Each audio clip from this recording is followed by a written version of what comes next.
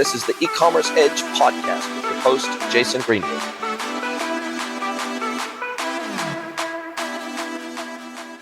Welcome to another episode of the podcast. I've got another killer guest lined up for you today. I would love to welcome Elery PFEFFER from Nift to the podcast. Welcome, Elery. Hi, Jason.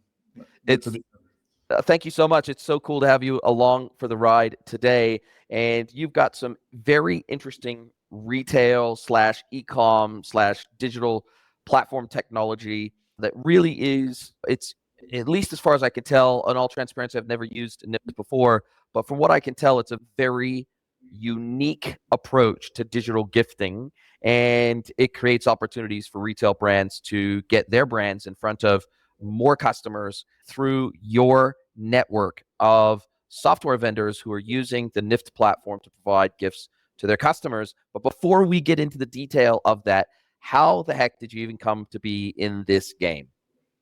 So my previous startup sold a SaaS solution for marketing organizations. And I got to spend time with a lot of Fortune 500 CMOs and get a bird's eye view on what's working in marketing, what's not, what's working in advertising, what isn't. And what I realized is advertising didn't really change since the 1840s. It's especially for top of the funnel. You attract people's attention with content and you sell that off to advertisers. And it didn't change since the first ad in the newspaper.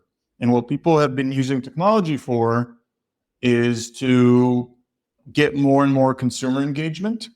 But it's the mechanism didn't really change. So I thought to myself, what if we can now use technology and all the sophistication we have to build a completely different way to have consumers try out new products? And that's how Nift was born. Wow, and it feels almost like a slightly different take on the whole. I know that there are platforms out there, I'm blanking on some of the names, but I know there are some platforms out there for, if I'm a consumer, for example, I can sign up to be a tester of new products and brands and things like that, and they'll send you like a box a month kind of thing of products and brands that you can try out, and then you give feedback to those brands, or you go and you give reviews of those products, etc. And so it feels similar to that, but it's different in the sense that it's mainly these software vendors who are, they've already got customers. They've already got a customer base of these products, the software. And I'm guessing it's almost like a rewards program in a way that, hey, I want to thank the users of my software, so I'm going to give them a Nift gift card. And then they get access to any of the Nift network retailers or brands that are part of the Nift network. They get access. It's almost like digital cash or a digital wallet, right? So they have a Nift balance. I'm sure you'll correct me if I'm wrong here, but they have a Nift balance based on this gift card that they've received, this Nift digital gift card that they've received, and they can spend it with any Nift network retailer, as I understand it. Yeah, so we developed a really curated premium set of consumer apps, an ecosystem of consumer apps that give Nift cards to their consumers when they take a positive action on the platform. So you go to a show with Ticketmaster and you go to see Taylor Swift, and then after you're done with your show, you might get a Nift gift to try out a brand you've never tried before. Or if you upgrade your membership for Tinder, as a thank you, Tinder might give you a Nift gift to thank you for upgrading your membership. Or for leaving a review at TripAdvisor, you get a Nift gift. So we've developed this closed ecosystem of premium consumer apps. In total, the audience is pretty big, 60, 70 million consumers a month. And the consumer then gets access to our network, but they don't get to choose anything they want. We guide their search. We ask them questions, and then we present them with two brands they've never tested before.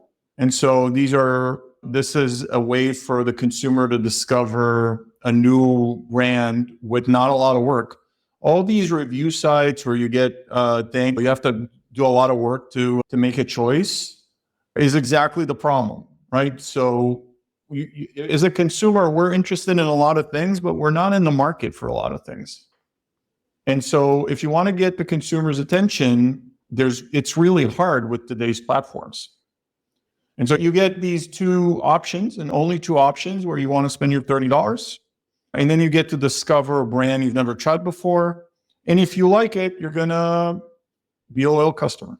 Wow. It's like a unique take on a marketplace, right? So marketplace of brands, but not only are the gift givers heavily curated because you're only working with specific retail apps and you're being selective, and maybe we'll learn a little bit more about your selection process and criteria, but you're being selective both on the gift giving side and you're being very selective and guided and focused on the gift consumption side. So you're saying, look, we think we've got a better way of doing this thing and connecting consumers to brands that they are likely to like based on their interests. And if they like those brands and if they like those products, they're likely to turn into a longer term customer of those products and brands. Yeah. Exactly. And when you start thinking through, or when you, because you've been at this for nearly a decade now, when you first started out, did you have this criteria in mind of both sides of the equation, the consumption side and the giving side? Or was this an evolving thing that you said, hey, we're going to test, we're going to learn, and obviously with AI has become, consumer grade AI has become common nowadays, and so obviously you're able to bring that into your technology stack where maybe you weren't 10 years ago. But has the business evolved on both sides of the curation effort as you've grown as a platform? When we started out, I'll give you two things. So the first one, when we started out, we were almost exclusively local businesses.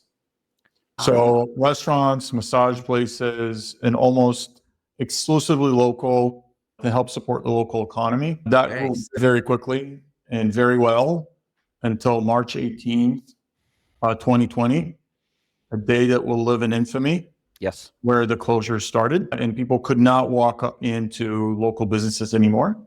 Luckily, we had a budding e-commerce business that really in 2020 took off like a rocket ship.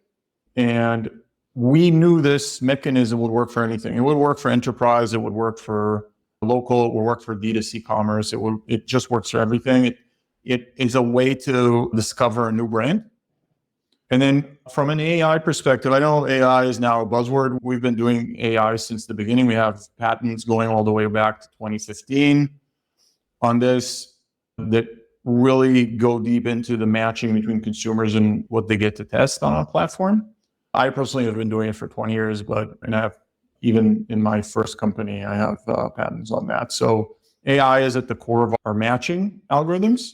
It used to be called machine learning. Now it's being called AI. Really find for every consumer the right two options for them. Wow. And I like how you limit it. So I'm guessing that if I received one of these Nift gifts, or let's say I received 3 in a year from different retail apps that I use, consumer apps that I use, then one of the great things about your closed loop platform is the fact you are now tracking every single option I'm presented, which one I take you up on, which one I consume, and therefore you can take that out of the consideration set for the next Nift gift. So you can ensure, I'm always exposed to new brands, and I'm not it's not a completely open choice from my side. I'm almost forced in a positive way to try out new products from new brands and be exposed to these new brands on an ongoing basis. So here's the challenge we're trying to solve. If you let the consumer have free reign, they're going to always go for what they're in the market for. Or what they know, if nothing else. They're either going to go for what they know or mostly what they're in the market for or where they shop before. And so the question we're trying to answer, how to move the consumer from just going to what they know to trying out something new without it being a lot of work. Without it being a lot of work for both the consumer and the brand. D2C advertisers we work with have a really hard time getting people to notice them if they're not already in the market, right? If they're already in the market, you buy your branded keywords, you buy your own category keywords, long tail keywords, and you get the traffic that's already in the market. It starts getting expensive, very expensive, when you're trying to get people who are not in the market. And I could give you an example. Blenders is an eyewear. It's a sunglass brand. I think out of San Diego, Gen Z focused. Don't get a lot of people in the market for sunglasses in the winter. So they started on Nift. We got their Q4 off-season customer growth up 540%. Right. Yeah. So the platform has scale. Some people move 10, 20, 50, in some cases more % of their budget from Meta to us. We do not have all the CPA turmoil that Meta has, especially when there's an election season and Q4 and sales and you're fighting for inventory. And there's a very specific reason for that. Once we have a few sunglass brands on our platform, we move on. We'll happily have more, but we, as our customer success team and client team, move on.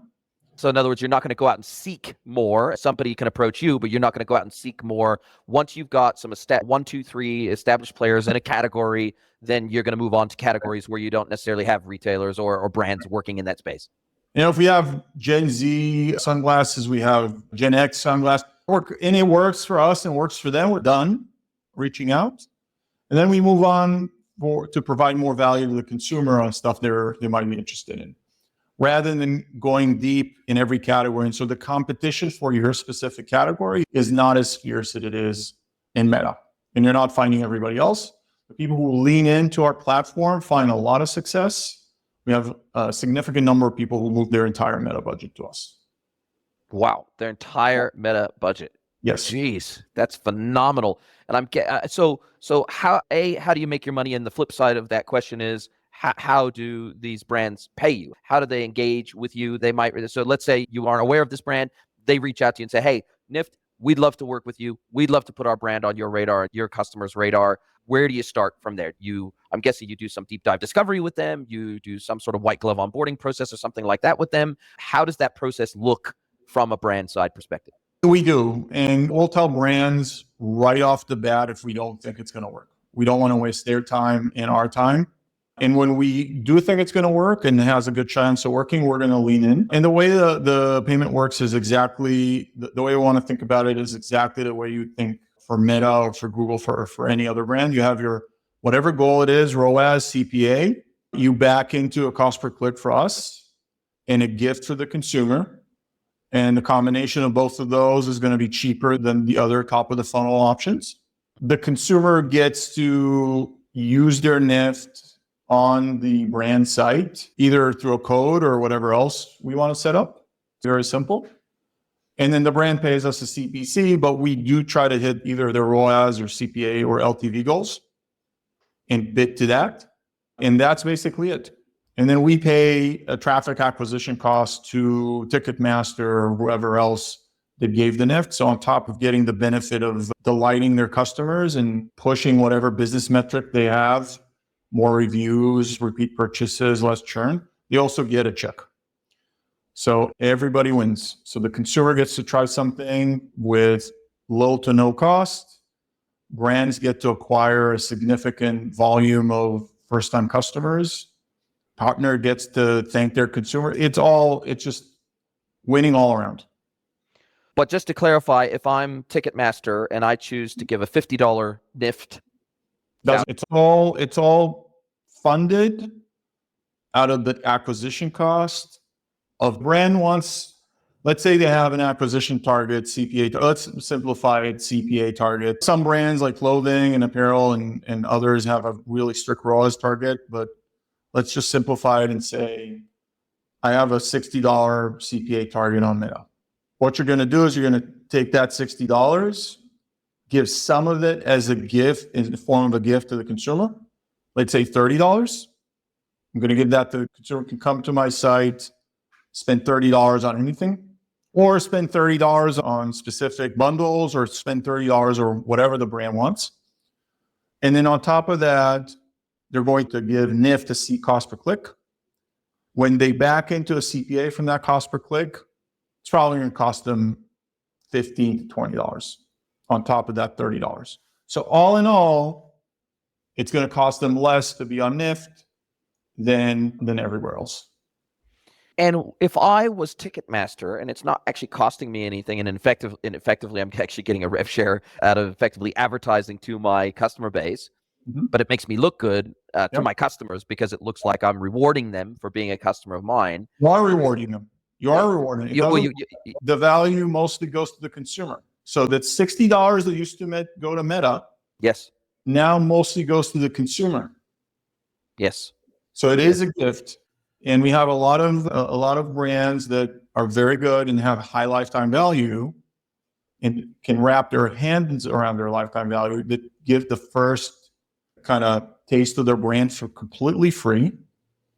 And they say, I'd rather acquire a trialing consumer on Nift for $20 than getting a paid consumer for $100 on Meta, which my unit economics are even better. And then we're going to work to convert that first-time customer into a second-time customer, and that's where I'm going to make my money.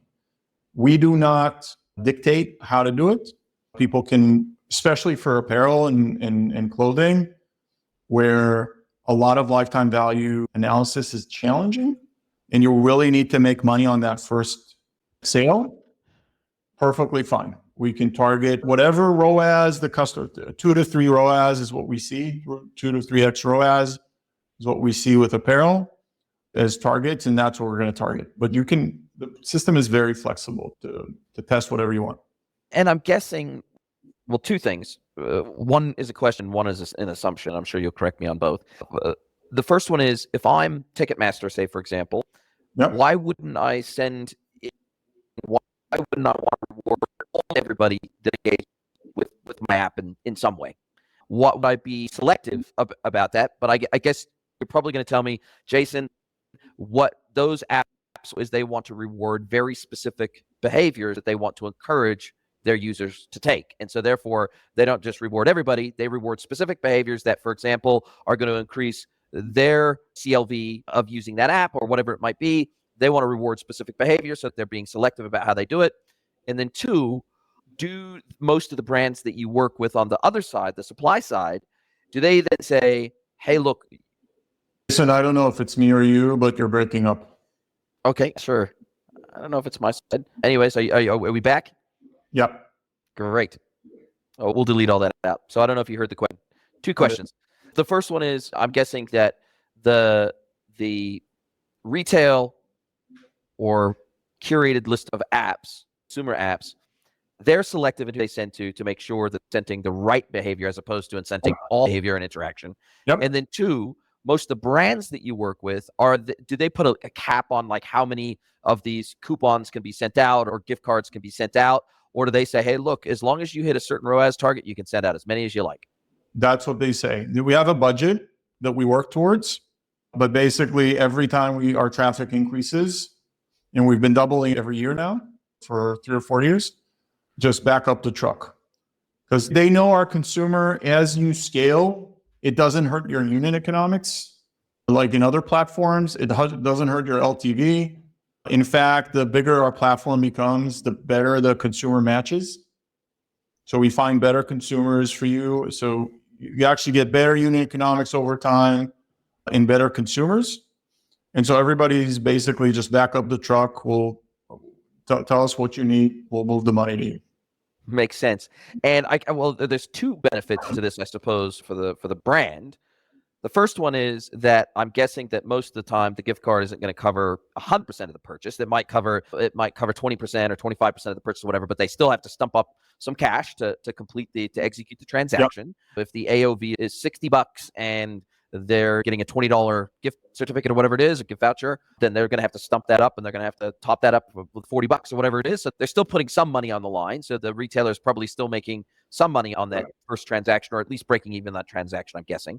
And then secondarily, then we have the opportunity to remarket to those customers as a brand, because now they're in our database. They're actually a customer. We can put them into our remarketing. We can put them into our retargeting list and the whole 9 yards. Plus, as you rightly point out, with the weird perverse thing with Meta and Google is the fact that the more demand I create, the more for my vertical, my targeting, etc., the more I'm actually pushing up the cost for myself as well. So I'm actually hurting my own ROAS the more demand I push into the system myself. Exactly. Yeah, I think that people are weary of the walled data garden that is Meta and Amazon. And we actually ran a third party, we funded a third party survey. We got 150 D2C brand managers to participate. One of the key things they highlighted is lack of data transparency from these platforms. We actually asked the consumer, would you like to be contacted about this gift by the brand? And 90% of them say yes, at which point we pass on the name and email to the brand when they select the gift, even before they convert. So they're getting a marketing engine bootstrapped or scaled. And on top of that, they can target that consumer and really get them to engage with the brand well after they selected the gift. With regards to the participation in the value, yes, the consumer can participate. What we try to remind brands, this is not a discount. Discounts are to move demand of people already in the market from one brand to another. This is somebody who's never heard about your brand 20 minutes ago. What would make them take the dive and try it out for the first time? They're interested in the category. They evaluated your brand. You get only one Nift a month. So you asked about why Ticketmaster wouldn't give to everybody. They get to give only one Nift a month per consumer. And so it's a very considered purchase. It's real money that the consumer's getting. It's not a promotion. Yep. And what we tell brands is your total CPA is going to be lower the more you give the value to the consumer rather than to us. So if you can give $30 to us and $30 to the consumer, or $40 to the consumer, you'll probably end up spending $15 with us for a total cost instead of 60 for less, for 55. Move the money to the consumer. Let them try you out for the first time. They've not heard about you. They're interested in the category. They're not in the market. Don't confuse this with trying to capture an audience that's already in the market. Yes. If you do that, discounts are gonna basically cannibalize your business. It's unclear if it's going to increase conversion at the expense of revenue and its expense of profit. You train the consumers to wait for discounts. It's not necessarily, it's a tricky mechanism to master. Nift is not discounts. It's not deals. Mm-hmm. We're not trying to get somebody who is interested in a deal to try your brand out. Mm-hmm. They got $30 doing something. They weren't expecting it. Now they have to search where to spend it. We're actively preventing them to spend it where they know. Mm-hmm. So we really are pushing their mental effort to evaluate a new brand. Don't make it hard on them. They're already on your site. If you can get your new unit economics to work, move the value to the consumer. We've seen as high as 40% conversion rate of consumers coming from Nift to the D2C site and converting at 40%. It's not the average between 10 and 20%. This is not a top of the funnel tire kicker. These are people who made a choice, make it easy for them to convert, lower the barriers as much as possible. And then you've got a customer that could be a lifelong customer if your product really lives up to it. So basically the demand generation program, not your program. And that's how brands need to see it. And the closer, I guess, that they can get to their AOV in terms of the gift value, the closer they can get to their AOV, the higher the chance of converting. Obviously, so if their AOV is $50 and they can effectively give the consumer $50 worth of value, then it's highly likely that they're going to convert, because that means that they probably don't have to top up their purchase with very much, if anything at all, and they can actually try out that brand. So they should really look at it as, hey, look, this is a straight advertising cost, but it has a much higher likelihood of actually being consumed, being used, and a much higher likelihood of being able to turn that customer into a loyal customer because they've actually tried the product. Yep. And again, we'll work with anybody who, like, all of apparel, they have to have a 2 to 3 ROAS goal. This is not going to work for them, except for, and we have, when I say this is not going to work for them, it's not going to work for them to give 100% of the purchase off. Sure. But we have plenty of apparel brands and they hit a 2 to 3 ROAS and their conversion's a little lower. And if you can give more, then your conversion is going to be higher. And we'll work with whatever brand's unit economic targets and try to get it to work for them. So if it's a $100 AOV for them and they want to spend $30, then they might just have to accept that that's going to be probably closer to maybe a 5% conversion rate instead of higher than that. Exactly. Wow. And so you are purely clipping the ticket on what the brand spends, correct? Mm-hmm. Okay. So you're not making money off of the app vendors. You're making money off. We want to make it very easy for everybody to do this. Yes. Aha. Okay, cool. So when one of these app vendors starts to work with you, so I'm guessing they have to apply to work with you. You vet them, you check, you make sure that all of the criteria that you look for. I'm guessing. So what are some of the criteria you look for? I'm guessing it's a huge customer base that they can mobilize very quickly. Yep. It's willingness to do this and a willingness to segment their customers in a smart way. And engage consumers is very important. Real humans. Yep, and to be able to have the logic in their back-end systems to make sure that they're not sending that they're sending a maximum of one a month. They have to be able to do that too. Okay, great. And then from the brand side, what do you usually need from them to be able to start working with them? What are the kinds of information or data that you need from them to be able to start working effectively with them? All right, so if you think about it, this brings up an important point. So if you think about it, all the content platforms, their main thing is to deliver content to users. That's what they do. And so when you're on that platform, you become a content producer. If some people who have tried TikTok, the cost of generating new content, even on Meta and Instagram, the cost of generating new content, coming up with new content, you're basically part of the content machine. With Nift, that doesn't exist.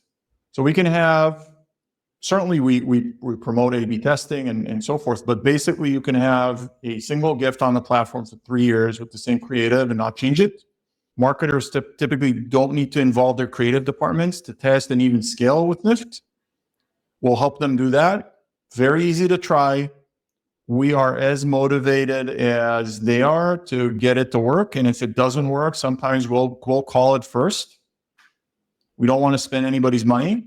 And we invest in a lot of time and effort in getting it to work on our platform. Categories that work well: apparel, beauty, personal care, home goods, digital services like education and streaming and subscriptions of all types. Pets work well, health and wellness work, food and beverages work. What doesn't work well on our platform are stuff that you have to be in the market in order to make a purchase. Nobody's going to buy a car on a whim. Nobody's going to buy a dishwasher on a whim.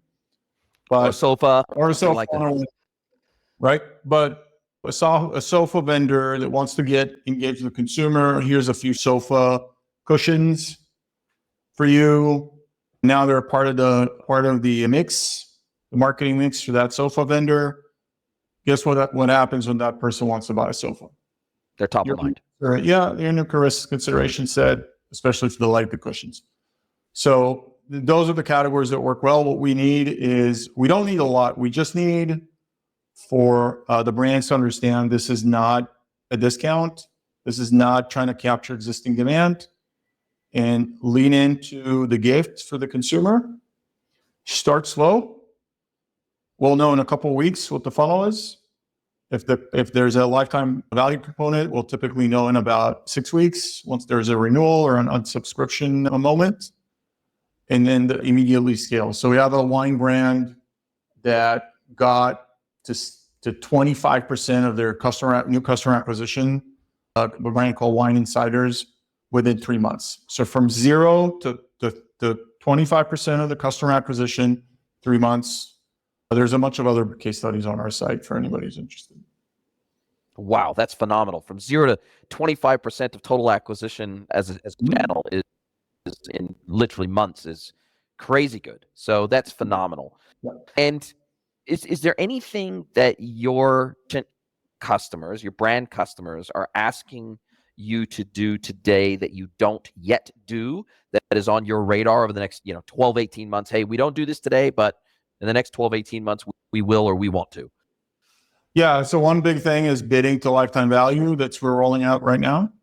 Interesting. Okay, so more of a bidding model similar to the Googles or the Metas of the world. Right. There are all sorts of tools that agencies have been asking for us that we're going to roll out to show progress over time, which we do have. So basically almost like an analytics suite. Exactly. Those are the two things that brands have been asking for in recent memory that we're going to roll out in the next 2 quarters. Wow, that is very exciting.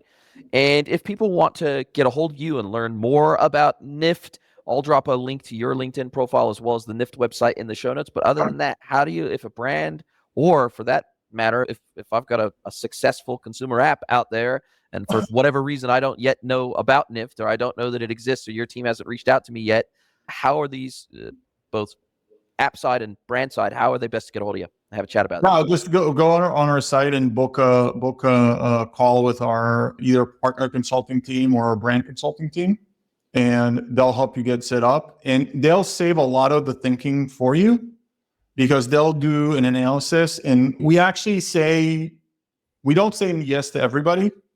We're very respectful of everybody's time. If we know something's going to work, we tell them, here's the sweet spot. Can you do it? And we know when we know something's not going to work, a bunch of negative Trustpilot reviews, and we'll just say, look, you're better off spending most of your time improving your product. Here's the key things you need to look at. Here's some metrics from the industry your vertical that you're in that will help you guide where you need to be and where your competitors are. And let's just reconnect in 6 to 12 months. We just don't want to waste anybody's time. And this is nothing ever fits everybody. And we just don't want to waste everybody's time and energy trying something that is not going to work. So we are very upfront with everybody about, is this going to work or not? It's not a typical sales call where the seller wants to close the deal at all costs. This is not. In a lot of cases, we say no more than we say yes. Yeah, like roughly percentage-wise, is it like 50% of the brands that apply for Nift are a good fit? Or is it 60%, 70%? I'd say the average. I'd say 50%. Wow. Okay, so that's heavy. And like you say, not just curation for the customer experience side, but it's curation for brand success. And at the end of the day, it's a lot of effort to onboard one of these brands and get everything up and running. So the reality is, if it's not going to work, then neither of us put the time in for this. Exactly. And we know we're trying to find something the consumer's going to be interested in, even if they're not in the market for. And we know, and we'll say very upfront. And so the worst you wasted is an hour's meeting instead of getting a testing budget and trying it out and then seeing it's not, and you're on your own. You're not on your own as a B2C brand. It's a real partnership. And our client team is gold on making brands win. There's no difference between us winning and the brand winning on this. Or in other platforms, as long as the money's flowing from one wing to the other, everything's fine. For us, that doesn't work. Makes sense. That's a key differentiator between you and the Metas and the Googles of the world, which is a very good thing. It's a massive differentiator. Listen, Elery, this is why I love having a podcast, because I get exposed to new technologies, new platforms, people doing great things for brands.